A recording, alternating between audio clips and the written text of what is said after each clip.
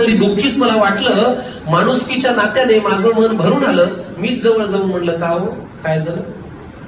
सगळ्यांचे चेहरे पडलेलं एक कुटुंब मला भेटलं. खात्या पित्या घरचं तरी दुःखीच मला वाटलं. माणुसकीच्या नात्याने माझं मन भरून आलं. मीच जवळ जाऊन म्हणलं, का हो काय झालं? तुमच्यापैकी कुणाला काही झालंय का? तिन्ही सांजेला हे असे बसलात, कोणी गेलंय का? कुटुंब प्रमुख आजोबा उठले, सोडत मोठा उसासा, डोळे तांबडे लाल, बहुतेक रडले होते ढसा ढसा. तर ऐक तुला सांगतो म्हणाले असं झालंय. फार विचारतोयस ना शहाण्या? तर ऐक तुला सांगतो म्हणाले असं झालंय. आम्हा सगळ्या कुटुंबियांचं एक एक मत वाया गेलंय. तर ऐक तुला सांगतो म्हणाले असं झालंय. आम्हा सगळ्या कुटुंबियांचं एक एक मत वाया गेलंय. आता हा माझा नातू बघ नुसता जीवाला घोर आहे. सभेला जायचं, घोषणा द्यायच्या याला फारच जोर आहे. बरं एवढं करून मतही दिलं तरी याचं भागलं नाही. पण याच्या नेत्याचं इंजिन आजवर सत्तेच्या स्टेशनात लागलं नाही.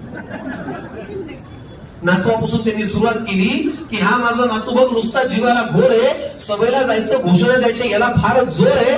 पण एवढं करून मतही दिलं तरी याचं भागलं नाही. पण याच्या नेत्याचं इंजिन आजवर सत्तेच्या स्टेशनात लागलं नाही. मग ती सभा, ती गर्दी, तो आवाज, त्या घोषणा, त्याचं पुढे काय झालं? मग ती सभा, ती गर्दी, त्या घोषणा, तो आवाज, त्याचं पुढे काय झालं? आणि असं करत याचं मत 3-4 वेळा वाया गेलं. आता या माझ्या दुसऱ्या नातवाची आणि त्याच्या नेत्याची सेम टू सेम लाईफ आहे. ना करियर में ग्रोथ है ना जिंदगी में वाइफ है. आता या माझ्या दुसऱ्या नातवाची आणि त्याच्या नेत्याची सेम टू सेम लाईफ आहे. ना करियर में ग्रोथ है ना जिंदगी में वाइफ है. अरे बाबा, वारशाने फक्त पैसा येतो, कर्तृत्व कुणी आणत नाही. भारतभर चालून तुझी पावलं दमली पण हात काही चालत नाही. मग ते धोतर, ती काठी, तो चष्मा, ते आडनाव, त्याचं पुढे काय झालं? आणि असं करत याचंही मत बरीच वर्ष वाया गेलं. आता या माझ्या मुलाला बरं का राजकारणातलं फार कळतं.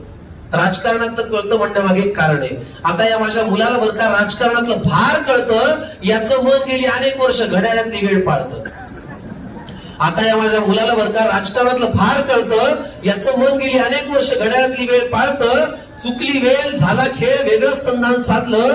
एका साहेबाचं घड्याळ दुसऱ्या साहेबांनी स्वतःच्या हातावर बांधलं.